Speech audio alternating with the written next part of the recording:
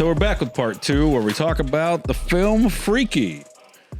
This film stars Vince Vaughn, which I know personally.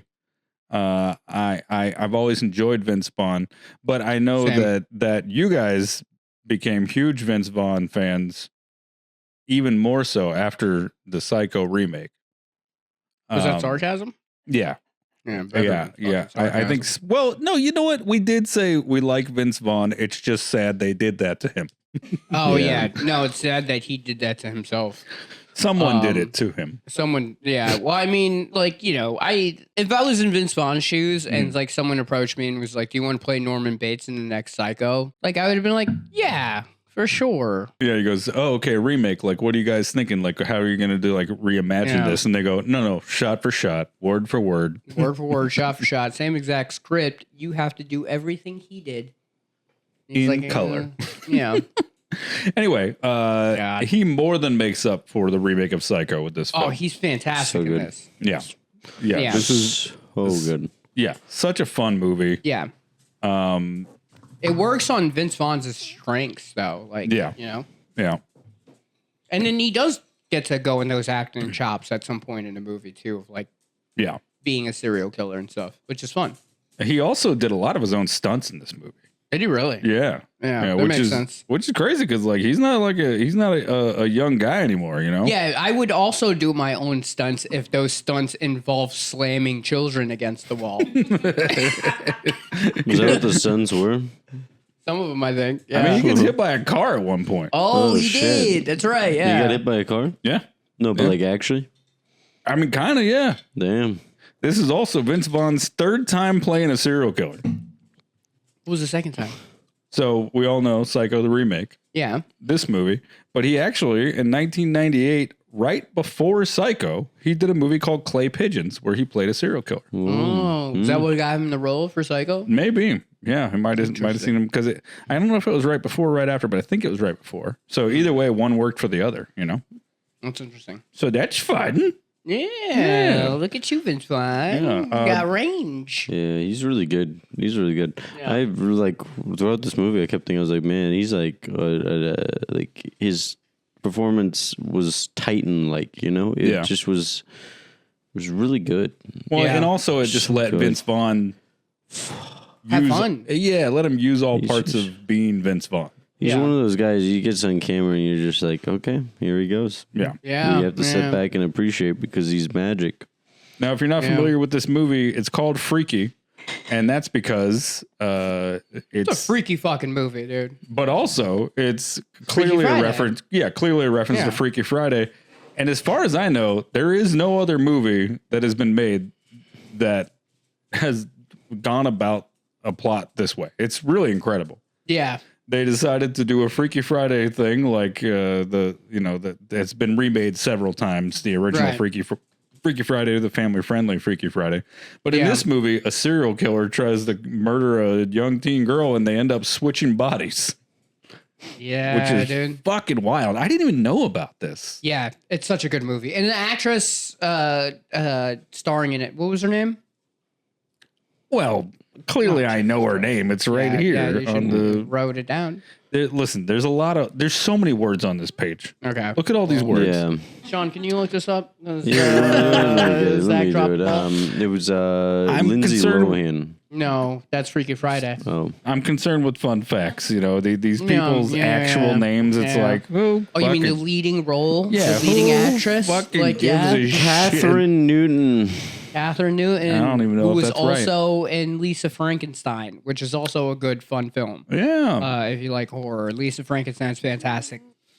She does a great job at like playing these characters who are like innocent until like a point, and then she just goes straight psychopath. Yeah. And I fucking love it. She's been crushing it in the like kind of horror comedy realm right now. Yeah.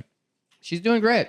She's doing great. Well, she fucking killed it in this, and she fucking killed it in this, dude. But I gotta say, Vince Vaughn, his ability to be a 13-year-old girl, or a 17 or whatever age she is, I mean, really impressive. It should be noted that Christopher Landon.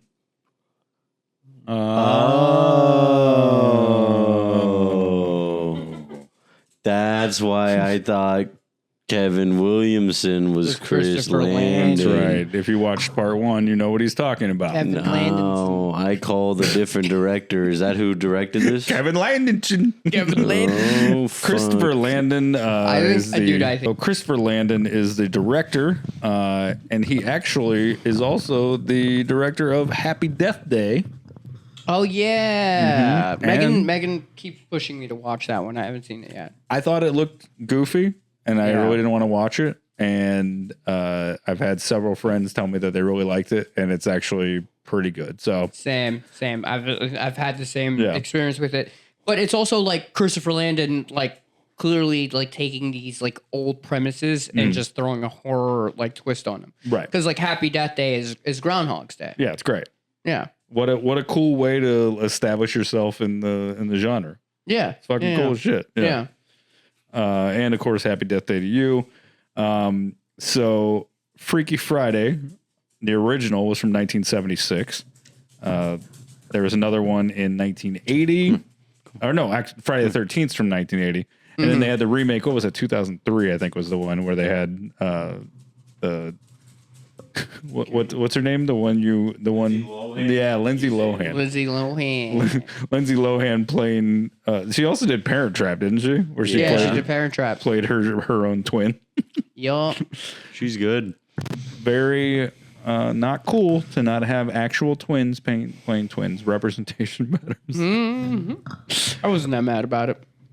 Yeah, I don't think anybody was like, Yeah. stop having that 10-year-old girl play herself. Anyway, No, but then you bring it up. You're right. all right, thank Yeah, you. they could have got twins. They could have. Yeah. So this film was released on November 13th. Do you know what day November 13th? Friday was? the 13th. You got it, motherfuckers. Anyway, so Wow, what a coincidence. yeah, I know. What yeah. It's so crazy that they did that. So Maybe we shouldn't do that. Wait, dude, we have a problem. I just looked at the calendar. You're not going to believe when our movies dropped. We're fucked. like they didn't know. Yeah.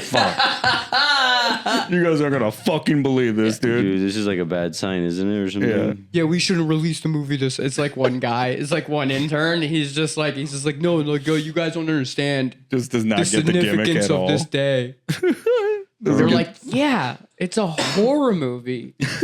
He's like, yeah, and it would be horrible if this bombed. Did you guys see what happened in the other Friday the 13th movie?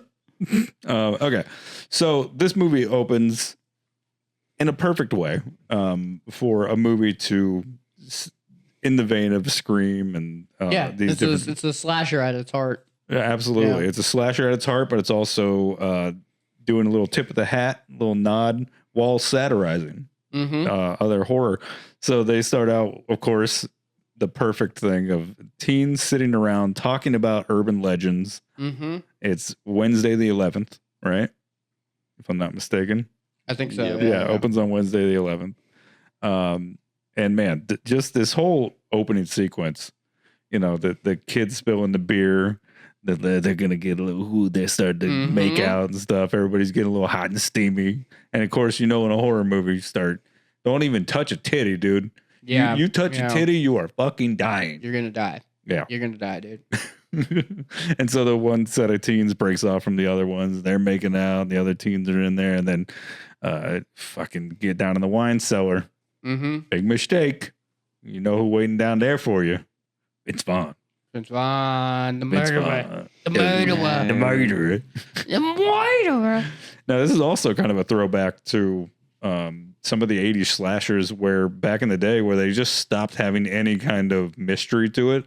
And they were just like if you watch, there's the Driller Killer, right? The Driller Killer? Bro, Oh my God. there's so many fun moments from these older movies where they literally are just like, hey, here's the killer. And everybody's like, that's the killer? And like, yep. Like, what happens now? They're like, he's just going to kill everybody. You're like, He's gonna kill people. does anything change? You're like, nope. No. That's the whole movie. Whoa. Would you drop the Xbox controller? Oh, Yeah, it's it's just the Xbox controller. It's fine. Yeah, it wasn't a PlayStation controller. It's cool. Wow. We would have stopped the podcast for that. Jesus We Christ. would've. That was like an Xbox 360 controller too. Yeah, it's not even a good Xbox. So clearly a Friday the 13th. You know what's a good Xbox controller? A PlayStation. All right, go ahead. Jesus Christ. Clearly a Friday the 13th reference right away with the mask that Vince Vaughn's wearing when he's killing all the teenagers in the opening. You know, he's got his mask that is meant to be some, I think it's supposed to be some tribal mask he like found in that house. Oh, was it? Yeah, he's like grabbing relics off the walls of this guy's because he's in this mansion where they have like all the ancient relics and stuff. Yeah, so it kind of makes you wonder: does he have another mask before he breaks into this mansion to start killing these kids? Or whatever, yeah, because well, I mean, also they talked about how the town was plagued by a butcher. Yeah. So I always wondered, was he the actual butcher or was he just a serial killer who the kids kept associating him with? Yeah, because I don't think timeline wise he could be his age there and have been the original serial killer. Right. Yeah. So I think I mean either he was always around after he murdered those people and came back, or like I don't know. But it's a fun mystery. So you don't need that much detail. There's some other fun little nods in there, right? Where he puts the girl up on the. Remember he throws that spear and it gets stuck in the wall, and then later as she's trying to run away, he picks her up and goes and like impales her on that. And when he does it, he does the Halloween head tilt. That he looks at her, and then right before that is a little bit of a scream nod. Right, she hears her parents pulling up, so she tries to run to them. Mm-hmm. Kind of gives you that same like. They don't draw it out the same way, but it does give you that same like, oh no, like maybe she can make it, even though we all know. Yeah. Like, yeah. Also, dumb fucking move on her part. She should have stood in the closet. Oh yeah. Yeah, dumb fucking move. It's hide and seek, not hide, seek, and get caught. What are you doing? Yeah, you should have just waited there. He would have thought you got left. Like. Yeah. It was the perfect. It had a secret door. She had a secret door. It had a secret door. Was never gonna find her. Never found her.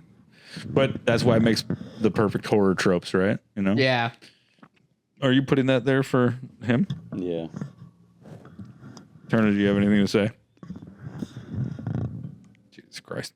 You're surprisingly silent. He had He's nothing to quieter say. than usual.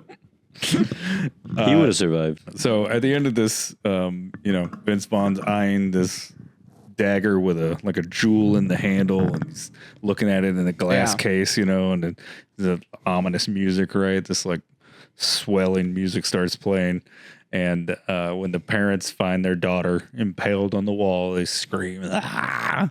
And then the camera slowly pans over, and we see the shattered glass case and the dagger gone. Yeah, baby. Freaky. So this takes us into the next part where it introduces us into the main character, Millie. So they let you know the family dynamic. The sister's a cop. The mom, she works at like Ross or something, right? Marshall's, one of those places. Marshall, something like that. Sears. Yeah. Sears, Dillard's, whatever you want to throw in there. TJ Maxx. DD's Discounts. Burlington Coat Factory. Burlington Goat Factory. Burlington Goat Factory. Right. I don't know. Fucking making legends. We're making legends. Okay. Anyway, so they set up the family dynamic. Clearly, there's some trauma still from the loss of their dad. Yeah. Did it ever say how the dad died? No, they don't say it. In the Congo. In the Congo? In the Congo. What's he doing in the Congo? What? Trying to save some children. Yeah. Doctors Without Borders. Doctors Without Borders. All right. That's how he died. Okay. You have such an imagination. Thank you. So she leaves home. And then we're introduced to her friends. He can make a whole world in his head. So we're introduced to her two best friends as they scream when they run away from Vince Vaughn later in the movie. I'm gay, you're black, we're gonna die. Yeah. That's so great, dude. Yeah, what a wonderful like horror trope to immediately point out. Yeah. We're introduced to her two best friends. We've now kind of got the picture of our main character and her general life. She's the mascot. She's the mascot. Yeah, she's not popular at all. Yep. She's not even remotely ugly. But for some reason in the script, she's treated. Is this a horror trope where like a pretty girl is treated like she's not pretty? Or is this just this movie? I think it's more of a high school movie trope. Yeah. Like when she's in the mascot costume and he goes, check this out. One of the football players like throws a soda at her and then he's like fucking ugly bitch or whatever. Yeah. And then his friend's like, she'd be pretty hot if you brown bag it. And you're like, what the fuck is happening right now? What are you talking about? But oh well, okay. Her teacher's a fucking dickhead. Yep. The guy from God, what he's been in a bunch of stuff. Ferris Bueller's Day Off. Yeah. I mean, also, like, I don't know, like, she could just be hot, but people treat her that way because she's a bad person. Sure. That's a good leap. Yeah, that's She's true. done nothing to prove that, but yeah, I guess that's possible. And she's got a bully. Oh yeah. Who is a much smaller girl who her name's Ryler. Look, Ryler? I feel like if you let a girl named Ryler bully you, it's like fuck, you'd never stood a chance. Ryler. You know any girls named Ryler? No, that's a guy name, I thought. Ryler's an actual name? I just assumed it was I didn't made even up. think Ryler was a name. Well, I mean, I assume it's a guy name, but I've never heard of someone with Ryler. Yeah, I started Skyler, Tyler. So in this movie, there's a lot of stuff. I feel like there's so much of this movie that's kind of flawless. Like, oh yeah, I know. it's fun. It's well It's done. so fucking good. It's just a great movie all around. It's a Blumhouse banger. Yeah. The Blumhouse can have, when Blumhouse misses, whew, they fucking miss. What was it? Oh, well, I mean, the first Purge was good, and then But they got stuff, here and there that can. What would you call a miss from Blumhouse? The Mist got a bad rap. I feel like So Thomas Jane? I don't think it's his fault. I think people expected something I didn't different. say it was his fault, but the miss with Thomas Jane. It would be pretty funny. I wasn't blind. Thomas Jane was the reason that movie was bad.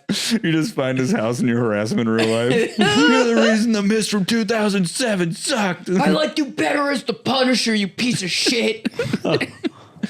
Anyway, so the only thing about this movie that I kind of had an issue with was it feels like they threw in the mom got drunk and didn't pick me up thing. Because like she's with her friends at the football game, right? Well, you know what? Mom's going through shit. She just lost her husband. Absolutely. How about you fucking Wait, lay I thought it was off the sister of her? that was picking her up. No, the sister was going to come get her because the mom was she goes, mom's passed out drunk again. I'll come get you. Well, Now I get that, but there doesn't seem to be anything in this movie before or after or during that alludes to her being like an irresponsible drunk mom. Like, yeah, the only thing is the empty bottle in the trash can, but that's it. that's it. Yeah. That's the Yeah. one. It kind of feels like it got pigeonholed in there when it didn't need to be. It could have just been mom forgot, mom went out, mom whatever. It did feel like it added it doesn't detract, it's fine, but No. it does feel weird. I do think it feels like it kind of adds to the tension between her and her daughters. Sure. It just Just like being like emotionally distant and not being able to figure things out, so she's putting her head in a bottle. so she can't come pick her up because she's drunk and passed out. The sister says, I'll come get you. And she says, okay. And then her friends go, are you sure you're going to be all right? And she goes, yeah, it'll be fine. I don't know what fucking place. I mean, it's just a movie. But man, the fact that literally not a single soul is around and she's just like, I'll wait. She didn't wait that long. It's just everyone was just gone. You're like, this isn't how this usually works. Yeah, after a football game. Yeah, people are hanging out in parking lots and fucking they don't want to go, especially teenagers. Yeah, I mean, I guess it kind of depends. I don't know. But it's also a slasher, so it's supposed to be. They're trying to cut to the chase. They're I feel like I've definitely waited at school like while no one was there. Before. Yeah, but it takes like forever. Yeah. It But does they take just got forever. done with a football game and everybody's like gone. Yeah. But it is, of course, to set up the perfect moment for her to be left alone. She's still in the costume, isn't she? When this is she's still in the happening? costume. Yeah. Which also, why wouldn't you take that off? Like, Yeah. And so this gives the opportunity for our killer to show up and do that menacing across the street shit, off in the distance. And she tries to warn him, my sister's a cop, and he doesn't give a single fuck. no. So he takes chase. they run. Yeah, she's like, my sister's a cop, and he's like, a cab, bitch. He's like, I don't have any feelings about that. Yeah. When they do the Friday the 13th caption, it's after this part. So when they start the chase, he's running after her, and she's got to run in this fucking mascot uniform, right? Yeah. Isn't that how that goes? Yeah. Yeah. Wait, how did he stab through it? He just did, I guess. Yeah. I mean, it's just like fucking fabric. Yeah. And when he finally catches her, tackles her to the ground, he's got this fucking gnarly ancient dagger, and he holds it up in the air. And right when he holds it up in the air to stab, lightning goes through the sky, and there's like these visions of Aztec temples. That was like, sick as fuck. Yeah, it was crazy, right? So you immediately are struck with these images as like, oh, this thing is fucking ancient, and it has done a lot of human sacrificing. Yeah. Yeah. And as he brings it down, he penetrates her skin. And right in that moment on Friday the 13th, I'm assuming it's like hit midnight, right? At that point. Yeah. And so it hits her with a dagger, and then lightning crosses the sky. And they're like, he is also injured, which. Yeah, he gets stabbed. In the exact spot that he stabbed her. And then she goes to the police station. There's that silent, quiet moment where she's just like, kind of sitting there staring off, and everybody's trying to talk to her, and she's not responding. She's despondent. She's been stabbed. Yeah. But she does a police sketch, and it's a drawing of him. Now, they don't really emphasize this in the film that much, but they do allude to it. I kind of feel like maybe a little, would have been good to have a little police sketch moment where because you kind of have to catch up. Right? Yeah. They don't really I didn't fully realize that it came from before. Yeah. Yeah. Because when they switch bodies and Vince Vaughn's running around, they're like, it's you. And you're like, how do they fucking. And then you slowly start to go like, oh, okay. They must have. Yeah. Yeah. Oh, they show it on the news. Yeah. That's what it is. Yeah. They show it on the news when so when she. It's very Richard Ramirez moment. Yeah. Yeah. When she wakes up and she's now Vince Vaughn in her body. When she wakes up and she, her mom's like telling her to come down and have breakfast. When she walks down and come and have breakfast, the sketch is actually on the TV in the kitchen when she comes in, and she turns it off, and she catches a glimpse of it, and you can see her like, she hasn't fully put it together yet because she's like piecing all the pieces together, but she looks past her at the TV, and her mom turns it off right as she walks in. So she doesn't fully understand everything yet, but she knows like, something's off, right? Obviously. Yeah. So my favorite part is when Vince Vaughn wakes up and it's her in his body, and the hilarity of them just going like, what would a killer's lair be like? And there's just like dead animals hanging from the ceiling. There's that like mannequin head with like nails in it and stuff. And there's this like, just it's fucking disgusting. Yeah, it's gross as fuck. Yeah, and just a mattress on the ground. And then when she wakes up and she's like, what's wrong with my voice? And they're like, Vince Vaughn does such a great job of selling this moment. But right when he gets up and looks in the mirror and sees it's him, he goes, ah! And then they do the Friday the 13th caption across it. Oh, man. That was nice. Fucking great. Yeah. It's really, really great. Vince, so good. And he fucking crushed this role. Yeah. So fucking great. Every time he's running. Yeah. Every time he's running, you're just like, oh yeah, okay. Yeah. He said in an interview, he's like, he goes, I tried to run like how I thought a teenage girl would run. He's like, and sadly, I've realized that it's much closer to my own run than I would like to admit, which is great. But anyway, so the best part of this movie, in my opinion, just comedically speaking, just because it comes out of nowhere, and the rest of the movie isn't like this, which is why it's even funnier. When the homeless guy or like drug addict guy comes in, and he's like, "You got any jelly beans?" And she's like, "I don't have any jelly beans." He's like, "Come on, rocks, ice." And he's like, just saying all the different issues. "Oh, I don't have any drugs. I'm not a drug guy." And he's like, "Do I look like a teenage girl?" He's like, "You're on drugs right now." Yeah. And then he runs away, and the guy goes, "Come on, I'll suck your dick." The whole thing. Yeah, and you think that's gonna be it. And it pauses for a second, and he like almost looks into the camera, and he's like, "The whole thing." That's so good. Nowhere else in the movie is anything that raunchy. Yeah. Or like that. I mean, there's some raunchy moments. Yeah. There's a couple like raunchy moments. You're like, oh, okay. I mean, there's some gnarly kills. Yeah. Some wild shit. But like, I feel like at least like most of the dialogue, nothing gets close to. Oh no, yeah, I'll suck your dick the whole thing.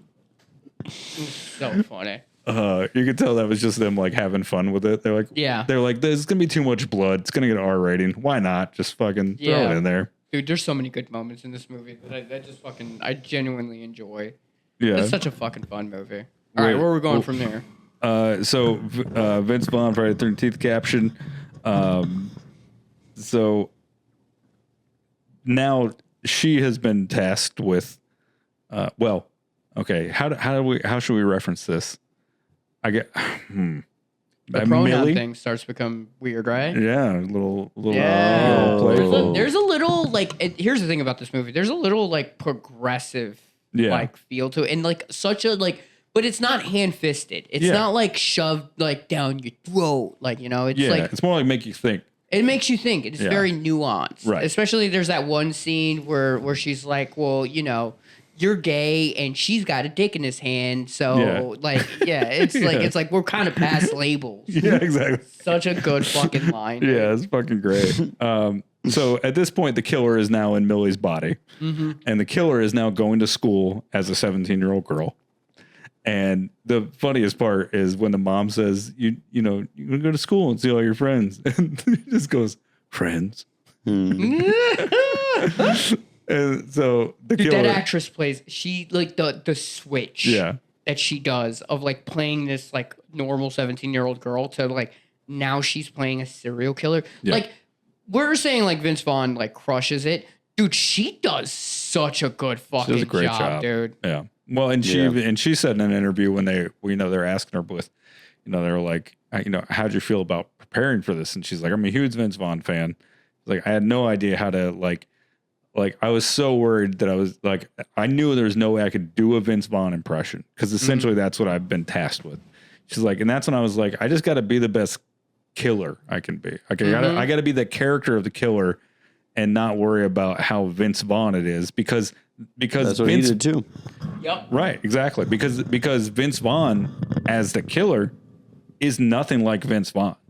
Right. Like it's a cold, like empty inside Michael Myers, Jason type character who just doesn't have the supernatural never die thing about him. Right. But he's got that cold murderer thing, right? Oh yeah, yeah. And like the transition between like when they finally do get to switch and interact, like the transition is so seamless. Yeah. Because they did such a great job at just portraying who they thought the character themselves were. Absolutely. And so what's great is when the killer realizes that they can go to school and there's just all these teens to kill, which as we've learned from slasher movies, basically you won the lottery. Yeah. You won the killer lottery. Yeah. You get He's to the kid roam. at the candy store. Yeah. You're like the line from the movie, we have to stop her. She's a sheep in wolf's clothing. Because now it's like you're in this 16, 17-year-old girl's body and you're like this cutesy, quiet, like, so it's open season on everybody now, you know? It is fucking annoying when people start doing the, oh, well, what about this and that? And you go, it's just a movie, fucking chill. Yeah. But there are some things where you're just like, hey, guys. Like, so the whole premise is that she never dresses this way, right? Mm-hmm. What the fuck are those clothes doing in her closet?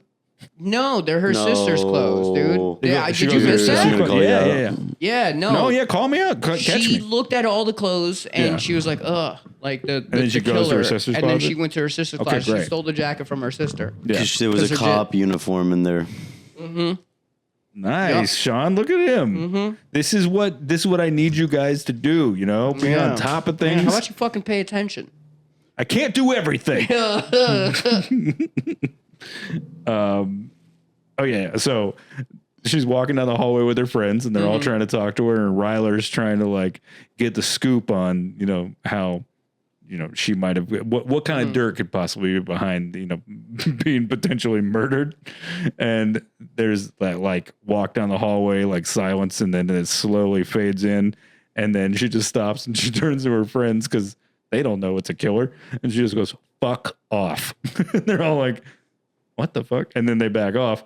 Ryler doesn't back off. She just laughs because she's like, oh, she doesn't want to talk to you guys. She wants to talk to me. Mm-hmm. And so, she thinks she's going to get this, this big inside scoop. She takes her in the locker room. And then she starts like touching her hair a little bit, getting looking like it's a little sensual, While this is happening, Vince Vaughn with Millie inside his body is trying to sneak into the school so that she can find her friends and, warn people. Figure out what's going on. And she's like, I got to get cleaned up. I smell like someone who sleeps on a mattress in a murder pad. I should take a shower. Yeah. So she hops in the shower. Ryler is now in that bathroom, right? And she's walking around looking for Millie. She's walking around looking for her. She sees Vince Vaughn. She tries not to scream. So she goes running. She goes to tell Millie, he's here. And then she goes, we got to hide you. And then she walks her over to a cryo freezer, puts her in, turns the fucking dial up to down to -300, whichever way that goes. Yeah. And then fucking freezes her to death. What high school in the world has a cryo freezer? I know. I thought about the same thing. I was like, what the fuck is, what is this? Why? This one I can't let go. Yeah, it's like too much, guys.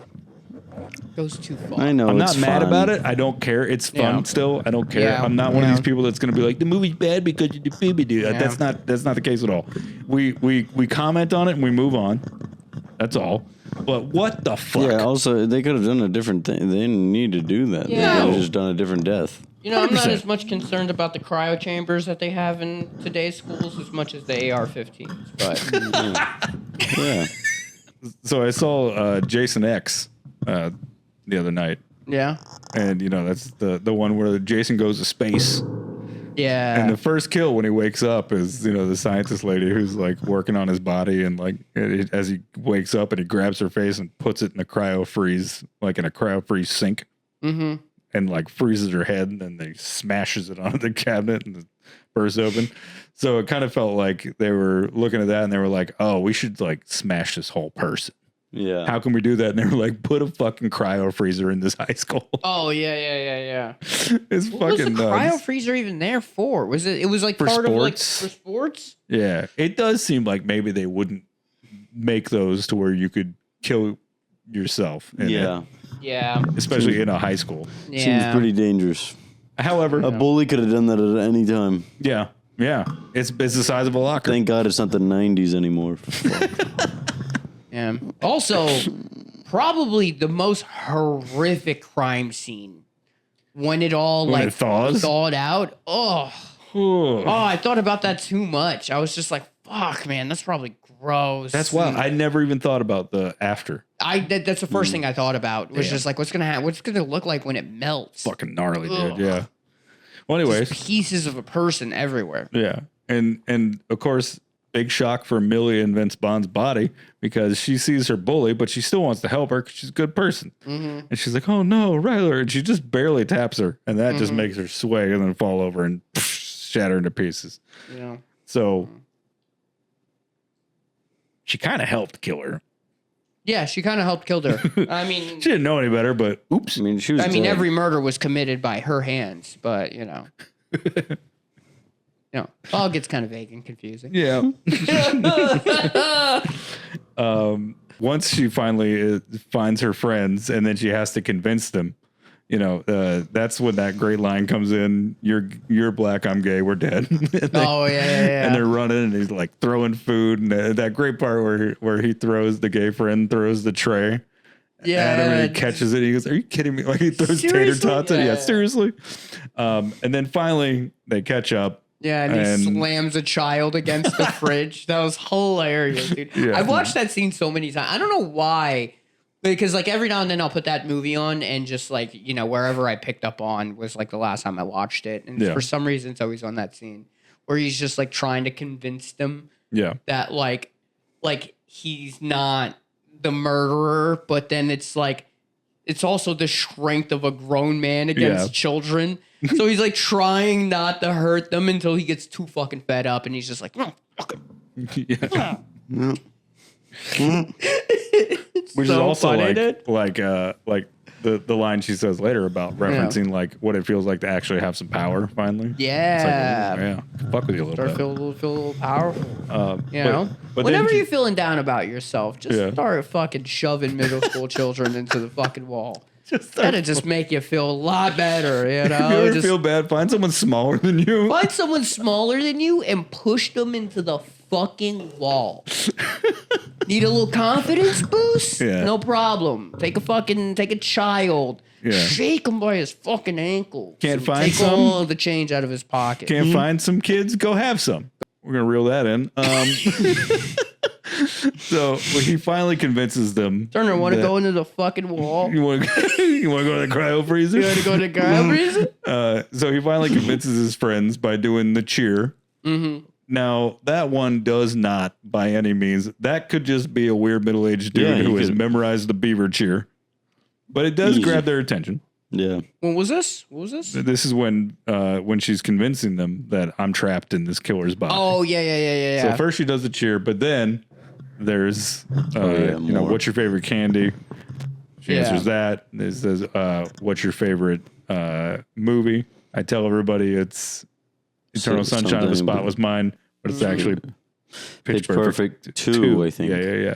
Eternal Sunshine of a Spotless Mind is such a good fucking movie. It's a great movie. Oh my God. It's on my top 5 for sure. Yeah, I've watched that every breakup. It's such a good breakup movie, dude. Such a funny thing to say to a microphone. I've never seen it. He's not wrong, but what? You've never seen it? Oh, it's great. Dude. Oh, fuck this podcast. Let's go watch it. I don't need it. Let's do a breakup movie podcast. No, dude. I think you do need it. You'll cry if you watched it. I have final watch it.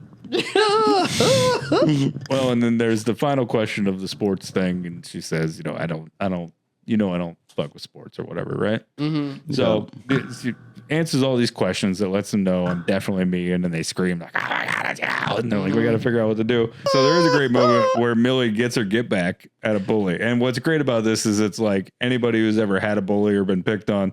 This is a moment where you know that. Oh, the kid that barks at her and the fucking. What a piece of shit, dude. Yeah. Like, it's such a piece of. It is like you can tell that kid because like there's a. We know what's happening with that kid. Yeah. He likes that girl. Right. He doesn't understand how to express those feelings. And then he barks at her and then goes, cool. Because he thinks that's cool and how to do it. And, let's be honest. Those young boys, we've all kind of been that kid. I'm not that old. No. Not that old. I probably did that when I was like fucking 4. I don't think I barked at anyone. But Yeah. I don't think I barked at anyone. But I'll put it on the maybe list. I like DMX. Yeah. I mean, it'd be like, when you like when you were a kid and you liked the girl and you're like, you're stupid. You know? It's very much the same energy. Yeah. He was just too old to be doing it. Yeah. Now. I don't think I ever did that as a kid. I was even nicer. Yeah? You were nicer as a kid when now you bark at women? Now you bark at women? You've been known to? Yeah. What the fuck? All right, let's just move on before he gets in. Well, anyway, in Vince Vaughn's body, fucking grabs that kid up, puts him up against the wall, says, if you ever mess with Millie or any other kid again, I'll find you. And then interrupted by the fact that the kid pees himself in fear. And did you just pee yourself? And the kid goes, yeah. Yeah. It's fucking great. Created the most traumatic event in that kid's life. That is a core memory for that kid now. And then in this weird twist of fate, now the killer in Millie's body is getting another get back for Millie against the shop teacher. Because remember when the kid cuts his hand, he gets a little bit of blood, and then she fucking sucks his finger, and the kid sitting across from them goes, hot.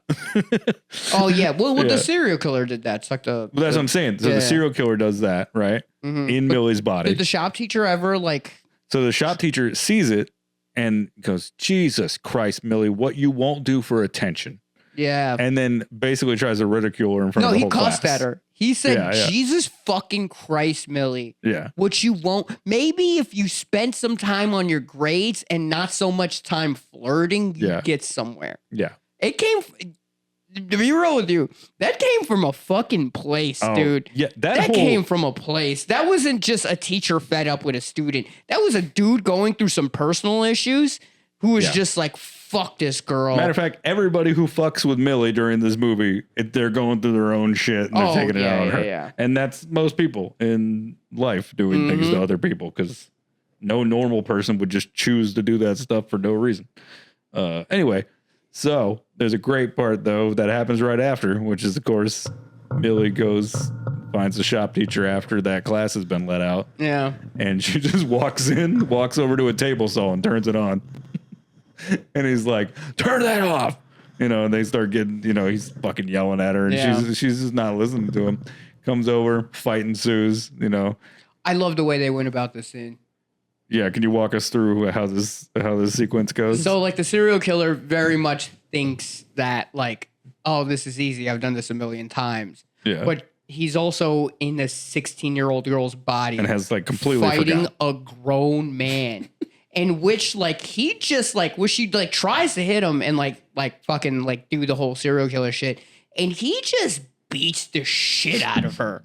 Like, there's at some point she's, like, on the ground and he, like, kicks her. And he's like, don't you ever fuck with me. Yeah. I don't That's remember. what you get for fucking with me. Yeah, that's what you get for fucking with me. It's fucking crazy, dude. Just beats the shit out of her. And then he realizes that, like, someone, there could be a camera somewhere, someone might have seen something. He goes, self-defense. Yeah. You're like, who are you talking to? If anybody saw you kicking that girl in the stomach, they might not be like, yeah, no one's going to be like self-defense. She was trying to bite my feet. Like, what are you talking about, dude? You could have just restrained her, dude. Like, you clearly, like, was so easy for him to beat the shit out of her. He, like, slammed her on the ground at some point. Yeah. It was, like, fucking, like, applaud them for being realistic about it, though. And she didn't just, like, become a murderer. Right. Like, she had, like, to put in a fucking fight. And it does kind of make you, now that I'm thinking about it, it does kind of make you think of those, like, school videos where, like, like a resource officer slams someone on the ground, or like, like not that that's anyway a similar thing to this fight, but it does, like, for some reason, like, conjure up images of people, like, using excessive force on students to me a little bit. Like, don't get me wrong, this student, you gotta slam her on the ground. She's trying to kill you. Come at him with a knife. Yeah. But it does make you think of, like, there are teachers out there and school resource officers and other people in positions of authority who are waiting for their moment to beat the shit out of a kid. Yeah. I used to fight a lot in, like, high school and middle school. Like, I've seen it happen where, like, a teacher just is like, it's a fight. So they're like, oh, I have to do something to restrain him. It's like, yeah, you did too much. Yeah. You did way too much. Yeah. Maybe you didn't need to kick him in the stomach. But then Millie gets the get back. Yup. Man, that scene. That was a fun kill. It's one of those kills that you think about and you're like, this belongs in a movie, but I can't think of another table saw kill. I mean, she gets him on there and he's like, and I mean, she just fucking cuts him right in half. Yeah. And it's bloody. Like, it doesn't do, like, a silly, like, they show it from the angle of his, like, head going through and then the body splitting off. Like, I don't know if you guys ever pushed wood through a shop saw, but, like, the way it splits off at the end of his body, just, and then it's fucking blood and guts everywhere. Like, it's cool as fuck. Gnarly, dude. Yeah. Fucking, and there's a they recreate it in Halloween Horror Nights all the time. Oh yeah, yeah. They reuse that shot too. Like, I'm like, I wonder if that is the actual prop that they used in the movie, with the table saw. But it might be. I don't know. Universal's interesting like that. They did Blumhouse this year for the Terror Tram, and so the Freaky Girl was there, and so was Vince Vaughn's character was there. That's awesome. Yeah. Yeah. So at this point, the kids get out of the school, and the killer is out of the school. Everybody's trying to, they're obviously, breaking locations. And at this point, now Vince Vaughn has got to get new clothes, right? All cleaned up, but you keep putting on stinky murderer clothes. No good, right? Yeah. And now this part's kind of like you just wound up where your mom works. Yeah. Now that you bring that up, I didn't even think about that. I didn't think about it till just now. Yeah. Yeah, her and her friends are like, we got to go somewhere. Now, it could have been a comfortability thing. Like, yeah, or like a, where can we go? Oh, I know. Like, I'm familiar with this. So did they not say that? I don't think so. I don't think so either. Yeah. Like, how do you not know where your mom works? Right. And then there's this really touching scene where she's able to console her mom as a stranger in a fitting room, which is really sweet, you know. Such a nice scene. But then it takes a turn because the mom's like, I'm trying to fuck. she's like, we're going to go out for coffee. She goes, ew, no. Yeah. I mean, I'm it sorry. Immediately hurts her mom's feelings. Yeah. Yeah. I'd love to take you to dinner, but I'm married. Good save. Yeah. Good save. That's a girl who's let some dudes down, you know? Yeah. And then, but then the sister cop shows up, right? Mm-hmm. Doesn't see the friends because they're there too for this, right? And doesn't see the friends. And then they are like, we got to get our friend Millie out of here. So her friends go and find an Aaron Rodgers mask, which is so weird. Of all the masks to find, to like, because it's not. This is around homecoming season, right? Yeah. Yeah. This is after Halloween, wouldn't it be? Or is homecoming before Halloween? I guess it's before. I right? didn't go to homecoming. Homecoming is one that happens halfway through the year. Is that what it is? I think it's early on. I didn't go to prom. I didn't go to homecoming. All right, reel it in. Yeah, shit was for nerds. Fucking losers. Yeah. Yeah. It's it's so fucking stupid. I was like, it's fucking dumb. It's fucking stupid. Yeah. And I know you were, bitch. Yeah. All right, drink your pants. Fucking reel it in. I've had 2 drinks. And They were like, this is done. They were both in here. And 2 drinks. see this? I swear. Straight cancer. Yeah. Yeah, they're both killing us. Mine is just more fun. Was that Diet Coke? He's not wrong. Oh my God. Don't listen. No, you're fine. Okay. Oh, God, with the Diet Coke. It's literally fine. Aspartame's going to kill you. I hope it fucking does. Hurry up. Okay. Oh, aspartame kills another. So It's an urban legend. It's not. There's a lot of research about how bad it is for you. we're not doing this right Yeah. now. Yeah, get it going. So Fucking reel it in then, dude. yeah, I'm reeling it in. So one of them goes on Snapchat or whatever the fuck, right? Yeah. One of the apps, and they see that these kids are partying because the homecoming dance been canceled.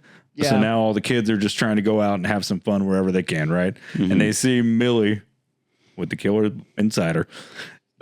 Millie's out partying with the football kids, We all got a right? killer inside us.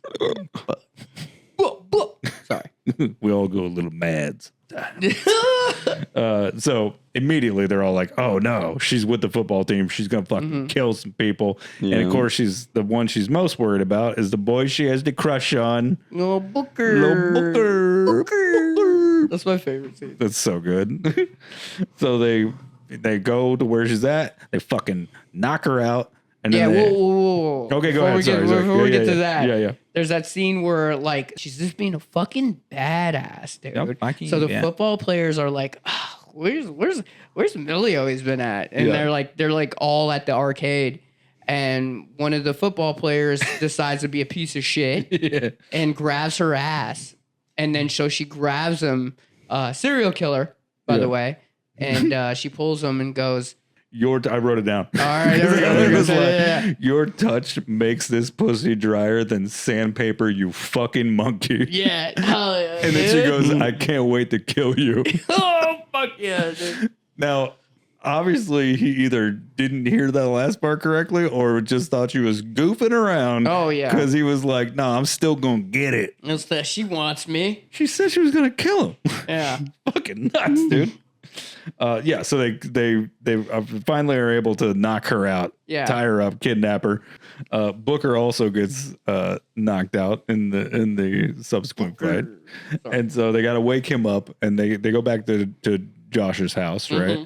And they wake him up, and they're trying to convince him. My favorite scene in the Yeah. So what happens when they wake him up? So they wake him up, and so Vince Vaughn is now trying to convince Booker that that the serial killer is in Millie's body, and then that's really Millie. But as like Vince Vaughn is like trying to like explain that, the serial killer just goes into sweet girl mode and just goes, Booker, let me go.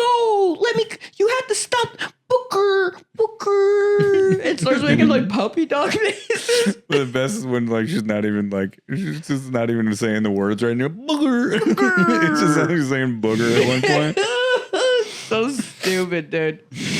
And then there's this great moment where she has to, through Vince Vaughn's body, has to be vulnerable and now admit this crush that she's had. And like her friends were saying, you got to live for yourself. Yeah. You got to stop living your life for other people. And so who knows, maybe this character felt like she wasn't allowed to be happy or just normal kids, teenager stuff of like this afraid to like say how you really feel. But she knows the only way she can convince them that it's actually her is the poem that only he knows about, because the love letter she wrote. Yep. And so she fucking says it out loud, and it's sweet and it's touching and it's wonderful. And they convince him. And then they decide, okay, we got to break in the police station. We got to get that dagger. And they all leave, except for Joshua, who has to sit and watch Billy tied up. But then Joshua's mom comes home. Oh man, that mom was like awesome though, because she's so like funny, so accepting at her son being gay that when her son had a woman tied or like a girl tied in his like house, she was like, this doesn't make sense. Yeah, he's like, you're gay as fuck. He goes, Mama, I'm gonna come out to you as straight. She's like, honey, I don't know what's happening here. You are not straight. That's so funny. And then the mom is like, this is ridiculous. I'm untying her. This is ridiculous. Comes over with the knife, and then Millie gets free, right? And now she's chasing them through the house and everything. She fucking get a little shining moment, right? Knife through the door. Not full shining moment with the head through, but you can only do so much. Knife through the door. Then they escape. Meanwhile, back at the police station, they're trying to get the dagger. And the cop's sister catches them, and she's telling the friend of hers, while they sit out in the car, and that friend of hers is she's trying to sneak that dagger out. And when she gets caught, she's trying so hard to like bullshit her way out of it, and the sister's just not falling for it. Oh yeah. Yeah. She knew something was up, but it's also it's a weird scene because like she's just gun drawn on this girl. Oh yeah. I mean, we all know why. We all know why. Why? What do you mean? What do you mean? I think you know. I think you know. Yeah, we don't gotta go into it. Yeah. Anyway, I like the scene where like Booker's in the back seat with Vince Vaughn's character, and then like, Millie's confessing her love, but in Vince Vaughn's body. Kid was way too with it though to like want to kiss her as Vince Vaughn. But it's also like kind of sweet. It is, because it's like realistically, you're like, just about anybody would be like, I really like you too later. Yeah. Like, oh man, is that the female gaze? No, that was if you were disturbed by the penis thing earlier, they did kiss. No, they didn't kiss when it was Vince Vaughn. Yeah, they did. No, they didn't. Were they going to? They kissed once. They kissed once. No, they didn't. They were going 100% they did. No, 100% they didn't. Because I'll put money on it. I'll put money on it. I'll put money on it. $20? 10. Deal. 10. I've never seen what someone talk down about. Yeah, you know how I know? The guy that just half the bed. No. Because at the end of the movie, she goes. So you want to do that thing we're about to do? They did it initially. They kissed, but they didn't make out. They're about to start making out, and that's the difference. I call bullshit. Are you watching it right now? Are you watching it right now? There's a lot of pressure. I just don't talk to you guys. I just watched the movie. The whole thing. Yeah, they kiss. They kiss. They do? But it's good thing I talked it down. Here's the thing. It's not the full-on kiss. It is the regular kiss, but it does count as a kiss. I said kiss. They didn't make You're out. right. Okay, You didn't say fair. make out. You That's said fair. kiss. I owe you $10. Thank you. And we did it on the podcast. I'm sorry. That's an official bet. You do owe me $10. I'm not backing off on that. I will be requesting payment on Venmo. Well, Millie catches up. Well, all right. The killer in Millie's body catches up to them, is able to get the dagger and escape in a car after having a very confusing... All right, now I want to bitch about the ending dialogue, but go ahead. We're not even there yet, so don't worry. Okay. You're good. So she's able to take a police car, grab a dagger, drive off. And now everybody's like, fuck. They all know it. But also now the sister cop is like trying to figure out what the fuck's going on. She's ready to shoot everybody because she's trained well. Yeah. So now they take chase. I mean, subjective, but go ahead. Yep. Vince Vaughn. That's what happens though. The sister gets. They're able to overpower her, and Vince Vaughn with Millie inside her body, throws her in the jail cell. The sister cop, and she even says a couple of things that would let her know. She's like, she apologizes about like, I'm sorry. What was it, like a pet hamster or something died? Yeah, she says she makes a reference to a couple of things to let her know, like, it's definitely me. The things I'm saying are true, and then locks her in the jail cell. And then they make chase because they know where she's headed to kill some more people. And this is where shit gets fucking. It gets you want to be like, oh, this is like not realistic, but then you look at some things that have happened in the news over the years, and you're like, yeah, a group of football players absolutely have raped a girl at a party, and that's what is attempted in this next scene when she gets to this party. Yep, and one of the football players thinks he's luring this girl into a gang rape, non-consensual gangbang, and they don't know. They're just walking a fucking serial killer back into this back. What is it, like a back alley or something, right? Yeah, it's like well, I mean, it's the serial killer's lair. Yeah. So Millie, not Millie, but the serial killer convinced them to have the party. Oh, at the old his mill. lair. That's right. Yeah. So it's his lair. So the whole thing was set up from him in the first place, because he suggests that when they're all hanging out before, he does the butt grab and all that. He says, the old mill, no one would ever bother to look there. They're like, oh, she's really smart. We better fucking,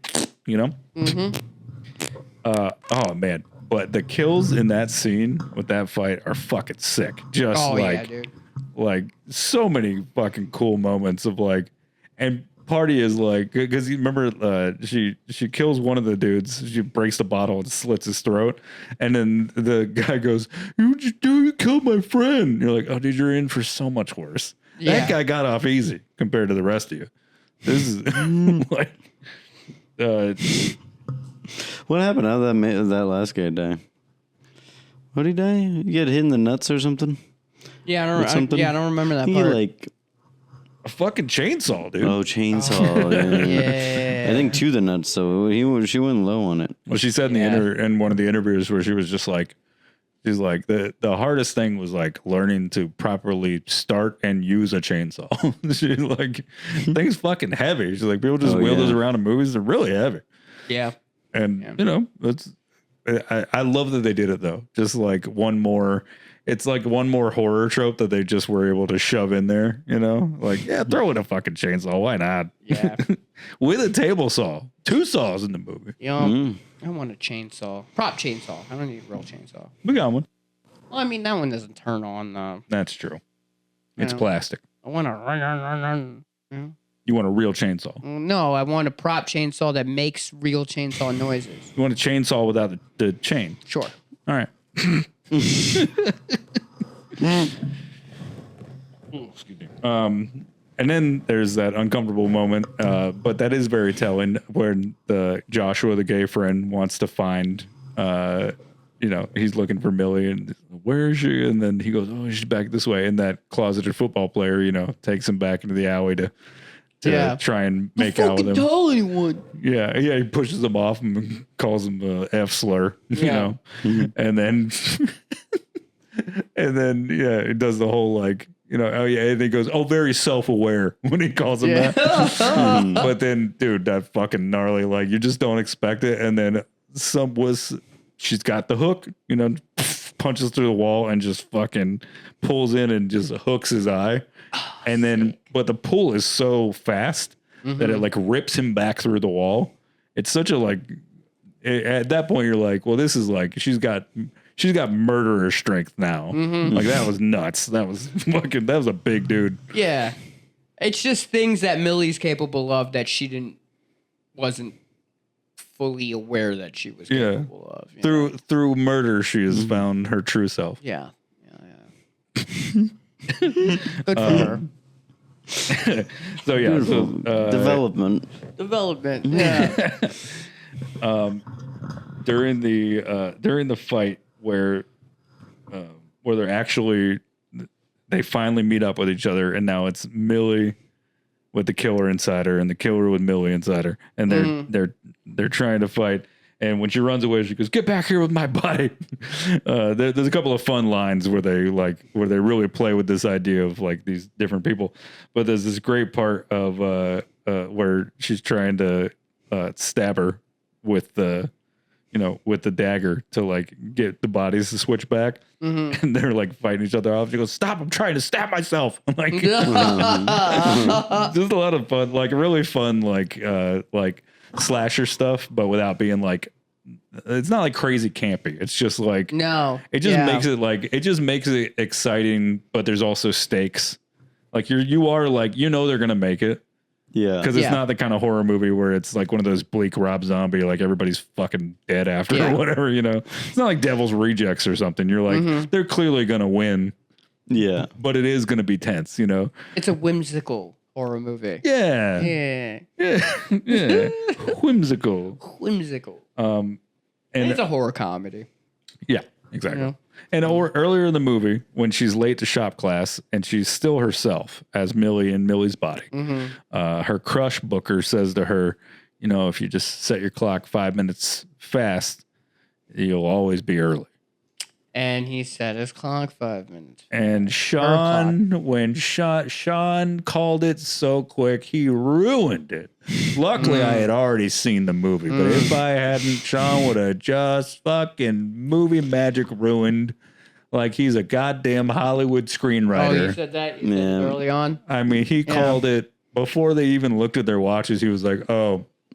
He just said it. I was like, okay, good. Yeah, very good. I just wish I was a bigger piece of shit about it. I feel like I was too humble. You were too humble? Yeah. Yeah. That's what I always say about Sean. Too humble. Yeah. Did you learn anything from that, Sean? No, and I definitely didn't learn anything about time management. What the hell? I'm still going to be late. Yeah. Like, what I even said that to him. I was like, I tried that before, and I just every time I'd be running late somewhere, I'd be like, "Fuck!" And I go, "I got 5 more minutes." Yeah. Unrealistic movie. You gotta get someone else to do it for you. That's how it's gonna work. Oh yeah, and then not tell you. Tell you. Yeah. So it works. They still got 5 minutes to go. Fight ensues. Gets the knife in. Body switch. Aztec temples. Lightning. And then they gotta test them though. They say, which one are you? And they ask her a sports question. She says, I'm not into sports. And then everybody lives happily ever after. But not quite. Not quite. They always come back a little bit afterwards. They get to make out as teenagers instead of a grown man kissing a young boy. Yeah, which is nice. Also confusing dialogue that made me lose $10. She's very much says you want to do that thing we tried to do earlier. What do you mean tried to? You successfully did it, and that's why I lost $10. I tried to stop you. They successfully had a kiss, but they did not get to fucking kiss. See, that's good. That's a good thing that I did fucking pull back on that wage. Yeah, on that wage. That's just fucking. That was just my heart and soul. Yeah, my blackjack heart and soul said, "Hey, pull back on that bet." He's got to take a bet even though I was like, all right, yeah, you're right. I was confident. No, I was still confident. Just because I pulled my bet back doesn't mean I'm not still confident. No, you're right. You were. I just know confident. How to bet. You were also wrong. Though, it's about betting strategy, bro. I know betting strategy. Sorry. All right. So trying to go Vegas right now? Great. No. Nope. I've made money here. There's no need. He's just taking movie bets off you, wiping them clean $10 at a time. So in the vein of slashers, of course, the killer is not dead in the ambulance like they would lead you to believe. Got hit that flat line, you know. Mm-hmm. Stupidest part of the movie. And then it's the thing just wasn't attached. Those idiot paramedics fucking fire their asses right now. Dude, I know a couple paramedics that I'm like, you probably no, but that's the first thing you would check. I feel like is this thing working? Is this thing I feel like you're very confident in like the competency of every paramedic. No, but because they're incompetent, that'd be the first thing they check. This is what I would do. What? Be like, oh fuck, they're dead. It's a serial killer though, just in case.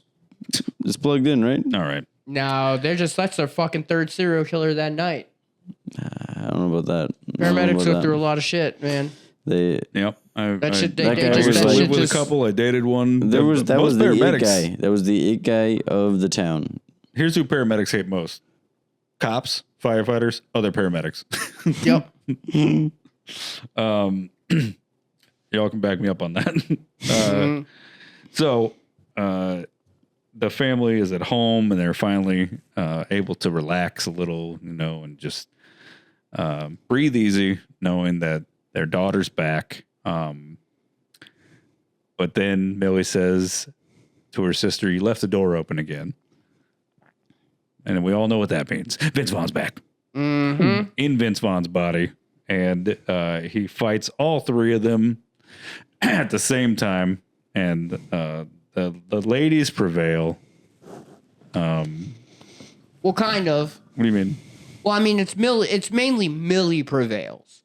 Sure. Well, remember, he's got Millie dead to rights for a minute there. And the mom, like, he's about to kill her. And the mom smashes something over her head. I think the fucking... But then Millie does like this little shuffle. The what? The wine.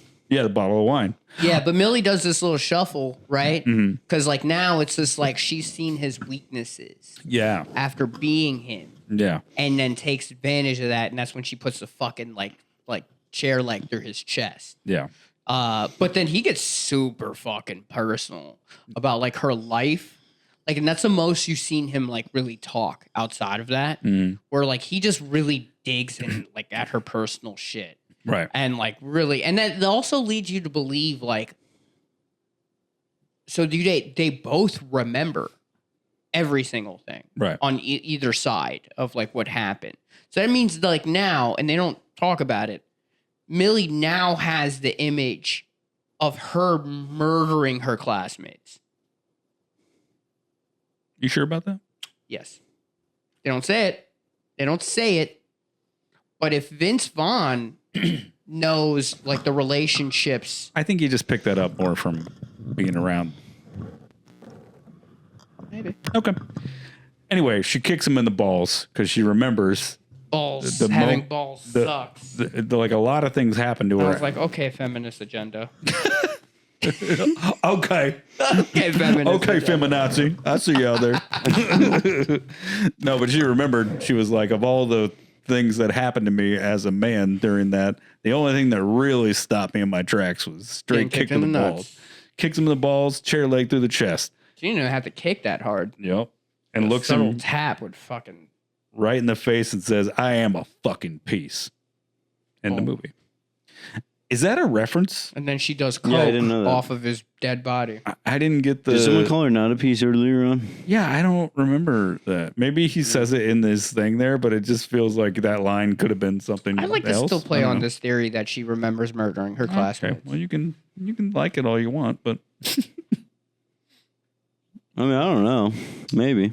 Fun facts, boys, and we'll tear through these. A lot of therapy needed after that. Oh yeah, for sure. Yeah, a lot of PTSD going on. Yeah, regardless if she remembers or not. If she remembers murdering her classmates or not. Yeah, definitely gonna have some PTSD. I just think it's more interesting if she did remember murdering. Yeah, it's super cool. By her end.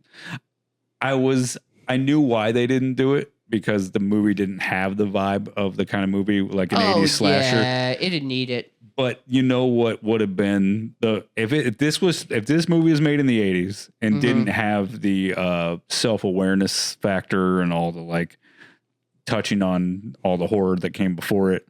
I mean, the most horror movie thing to do would have been Vince Vaughn is still in her body and the switch didn't work and she's actually got them all fooled and then he's like gone and arrested in her like whatever fucking, you know what I mean?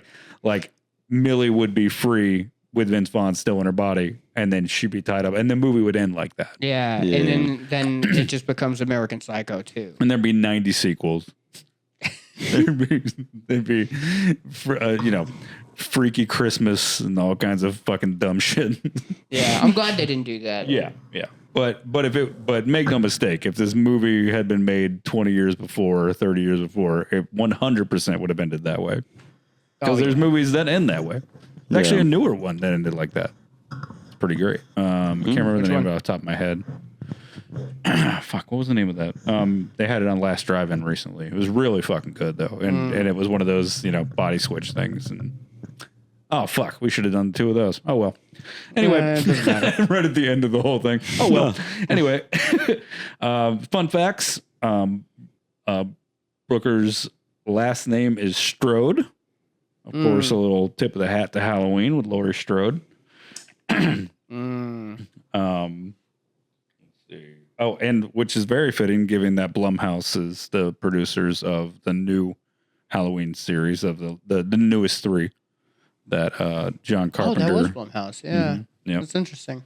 Blumhouse is they've made a name for themselves. Yeah, they really they're no A24, but. Not everybody can make art, you know. Yeah, not everybody can fucking, make gold. Oh, I didn't even realize this. Multiple dating apps and other apps would not give permission to use their logos and stuff like that on the phones. But I guess I didn't even catch this. I guess the thing where they see that Millie's hanging out with the football players. Is Grindr. What? Really? Grindr was the only app that would allow them to use their real world logo and everything. I think I gotta go back now and look.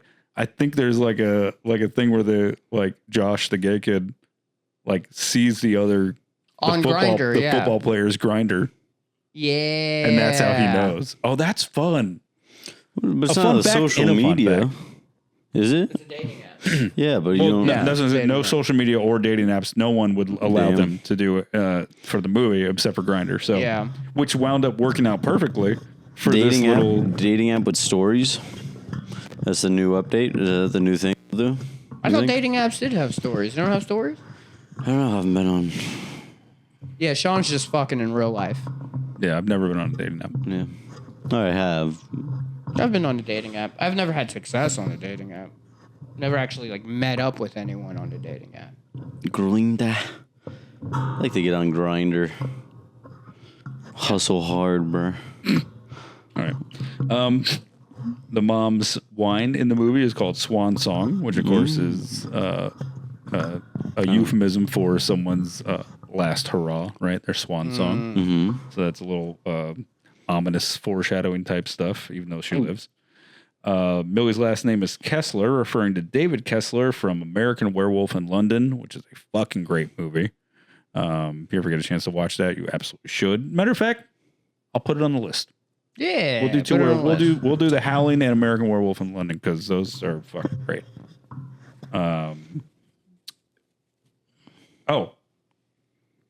The Aaron Rodgers mask. Vince Vaughn is a massive Bears fan. The Bears. He's the executive producer and narrator of the '85 Bears 30 for 30 on ESPN. Really? Yeah. Like he's like a part of like their fan club. Like he's a true Bears fan. So it's hilarious that they had to put their arch nemesis head quarterback. That's why they did it. Yeah, that's hilarious. Multiple characters in Friday the 13th have first names that are famous from other horror movies. Now, to be fair, most of them are just Anglo names that you could find. Yeah. Most places, but they were selected for those reasons. Names like, Sandra and Jenny and stuff from like the classics.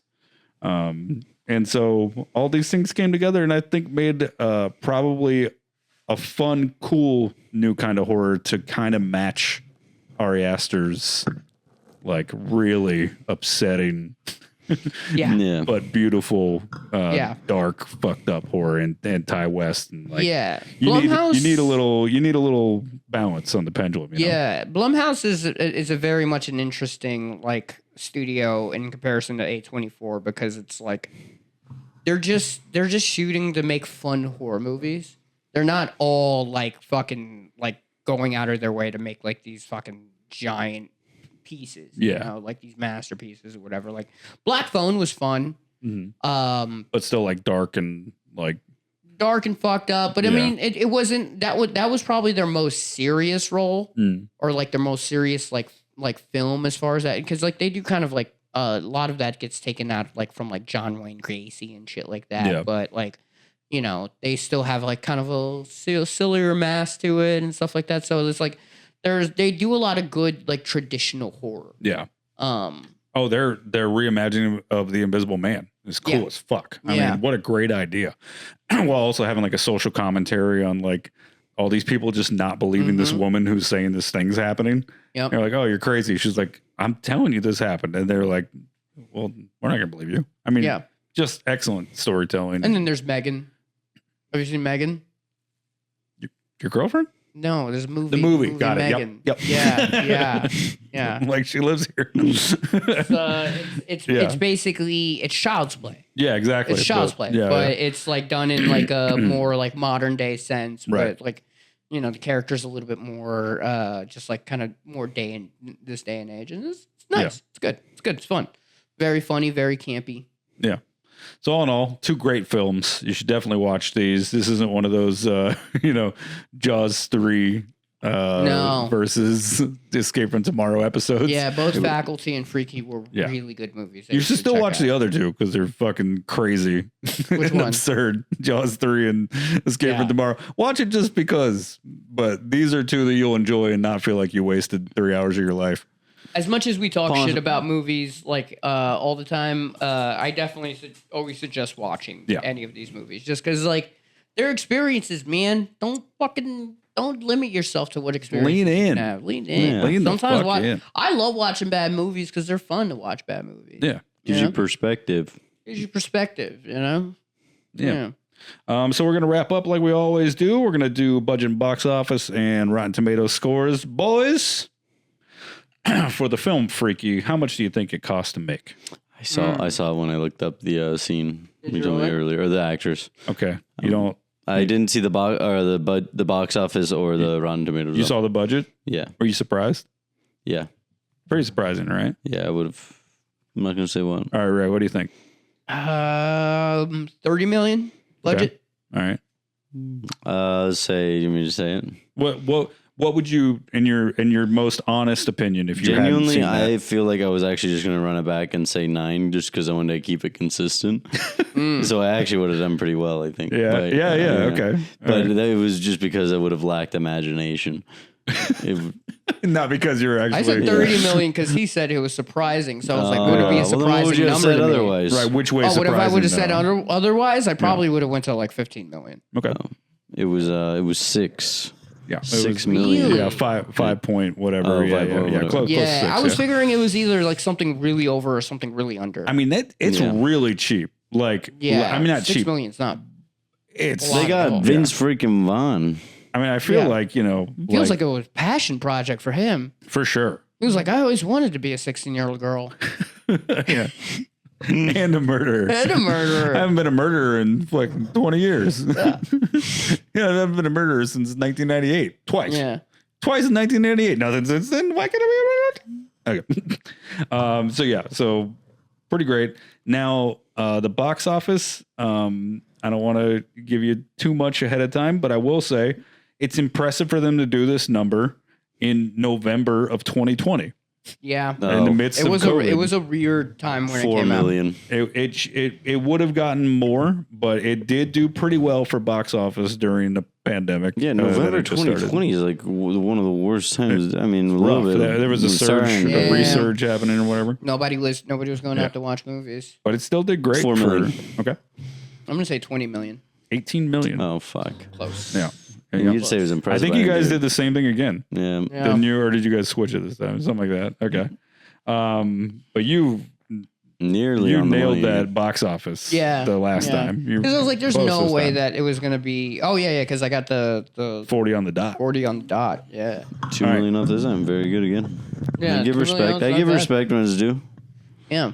Well, because I figured, like, it definitely was like.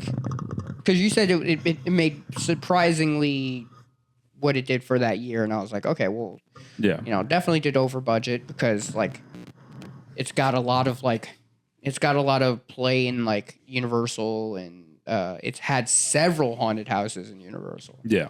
And, like, rehashes and stuff like that. So I was like, it definitely made enough to have gotten Universal's attention. But then, it was 2020. So I was like, it's got to be within the 20 mil. Well, finally, do the Rotten Tomatoes score. The Faculty in part 1, we all know the Faculty kind of got fucked because of a lot of different issues from the 90s. It deserved better, goddammit. But this movie came out in 2020. People are a little more advanced, and also Faculty tried to sell itself to an audience that might not have appreciated it the way a horror audience would. Mm-hmm. And they did it for the love of money, and they made their money. So, Freaky, 22 years later, released as nothing more than what it is. So what do you think it did? We'll do critic score and audience score. I'm going to say audience score was like a 78. Okay. Critic score was more like a 67. 7, okay. I was feeling similar. I was going to go 80 audience, 71 critic. Okay. 83% and 80%. Wow. Really? Yeah. Really? Wow. So this was like all across the board. People loved this movie. Yeah. Yeah. It seemed like the critics, I think with the with enough time passing and people understanding, remember how we looked at Scream and we were like, oh, all the critiques after the fact were like really good. But when it first came out, people weren't really hip to the idea that this was like satirical in a sense. Yeah. Yeah. And this movie is clearly like having fun while satirizing, while tipping the hat. Like it's kind of an all encompassing film, Yeah. So it seems like they got it. So Sean, buddy, you won. I did cheat technically, Nice. but yes. No, but you also won the Rotten Tomato score. Yeah, you're right. So, Yeah. Yeah. Not too bad, boys. This is the first time that I think the critics and audience score Agreed. was so close. Yeah. Like not And even the like other by 2 points? Like Yeah, 3 points, yeah. who liked it more, the audience or the critics? Barely Critics. audience. Critics. Yeah. But Yeah. barely. Yeah, and Yeah. just barely, yeah. I mean, they're both, doing pretty well. And, they had a 58 and a 57 for Faculty. It just was, it was close, but it was both the same issue. You know? Everybody was like, this is dog shit. And I was Yeah. like, oh, fucking 30 years later, we're like, this is amazing. Almost anytime you see the critic and the audience right in the middle of, like, in that 50% range, and they're both, like, About the same. you're like, oh, this hit the wrong audience and the usual critics. You know what I mean? Like, yeah.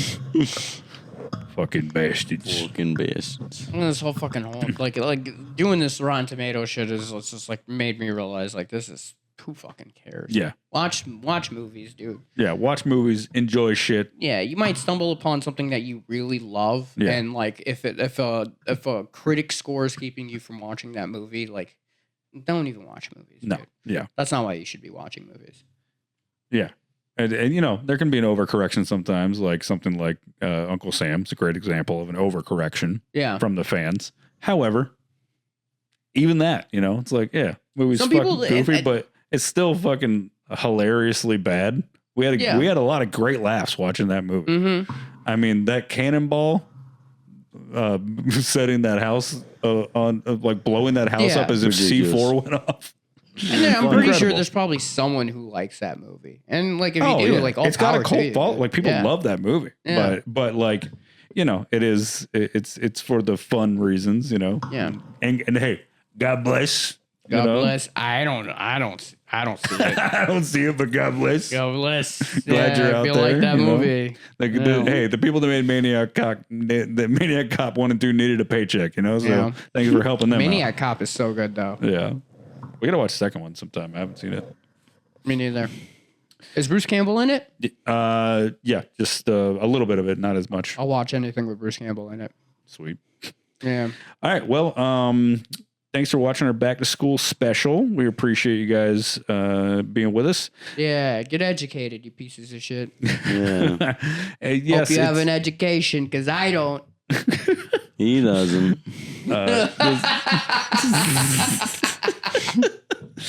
This was part 2, so I do have an education. I hope you enjoyed our first time trying to part 1 and 2. You know, we're still kind of feeling it out, but it feels like it was a fun episode, and we got to really get into some nitty gritty of the, you know, of the experience of both of these films and what they kind of went through making it and how much fun it probably was for them to do it. I mean, I watched a lot of the behind the scenes stuff as much as I can for these movies.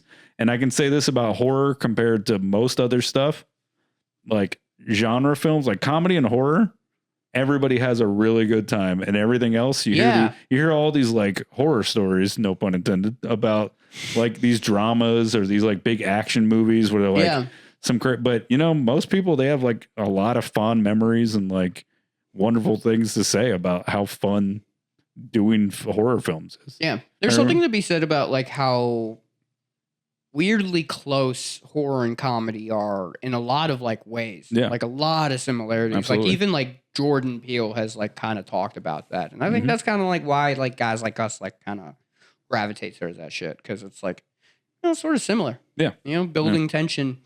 This punchline is either murder or fun laughs. You know, Sean signing off all by himself. No, I'm not in the one. Okay. I like numbering things. Sometimes you hype up with him when it. Get the fuck out of here. Well, next month we'll be it's Halloween season, so we got a bunch of fun stuff coming your way for that. Baby! Oh yeah, baby! We're going to buy decorations tomorrow. Yeah, so it should be exciting. I want to try to get us like a podcast if we can make it happen, because I know the money's always fucking issue when it comes to Halloween Horror Nights, because sometimes it's so fucking expensive. But if we can get like a podcast trip to Halloween Horror Nights and then we talk about it afterwards, that should be fun. I'm definitely gonna have some Patreon episodes for Halloween Horror Nights, which is gonna be cool. Yep. Megan might get involved in that. We got so many fun things. If you want to join the Patreon, we have a $3 tier for audio episodes that are bonus episodes. We got a $5 tier for bonus episodes where you can watch. There's a 7-day free trial for those if you want to join. For you people on the $15 tier, we have a new mini episode out for you, so check that out. And of course, the other perks that you get out of that. So thank you guys again for the fun socks and all your support. Anyway, we love you. We'll see you next time. Bye. Bye. Bye. Bye. Bye. Bye. Didn't make it.